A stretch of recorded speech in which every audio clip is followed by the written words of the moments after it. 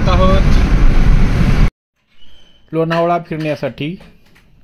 आता सकाळी नाशिकहून निघालो आम्ही। सकाळी पाऊस चालू होता नाशिकहून निघताना, पण आता थोडासा कमी आहे रस्त्यात। पाहू पुढे कसा आहे पाऊस। लोणावळा गेल्यावर परत भेटू आपण।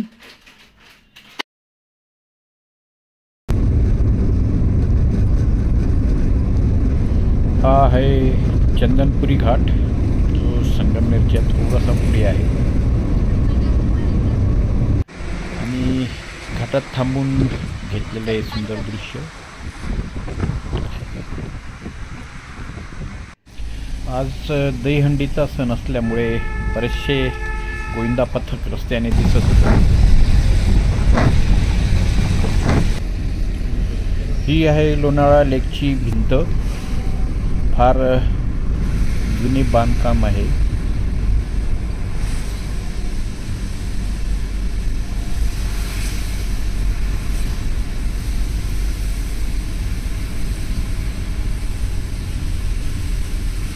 लेक परिसरात चांगला पाऊस झालेला असल्यामुळे सर्वीकडे छोटे मोठे धबधबे चालू आहेत।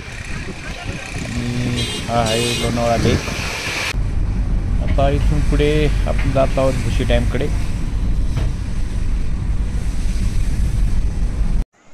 हा भुशी डॅमचा परिसर आहे।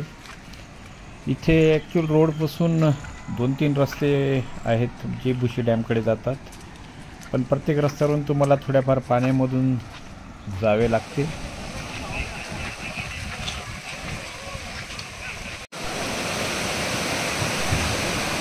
आणि ही आहे भुशी डॅमची भिंत।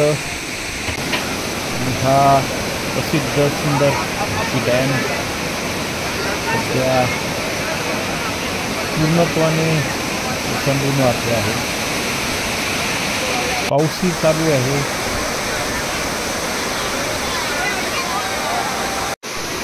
पाण्यात उतरण्याचा मोह नाही आवडता आला, त्यामुळे छत्री घेऊन का होईना आपण पाण्यात उतरलो।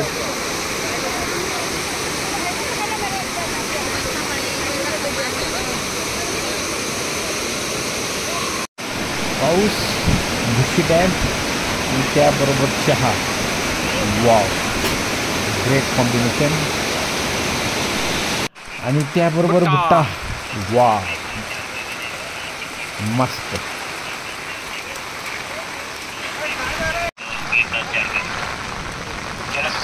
या रस्त्यावरच तुम्हाला छोटी मोठी कॅन्डी चॉकलेटची दुकानं पाहायला मिळतील।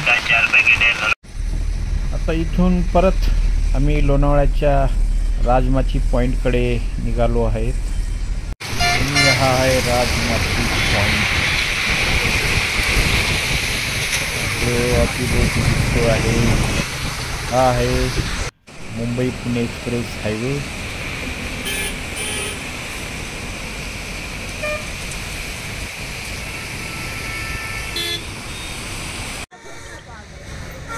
राजमाची पॉईंटवरून दिसणारा सुंदर हा धबधबा सध्या धुक्यामध्ये फार कमी दिसतो। धन्यवाद। परत भेटूया पुढच्या व्हिडिओमध्ये सुंदर अशा ठिकाणी।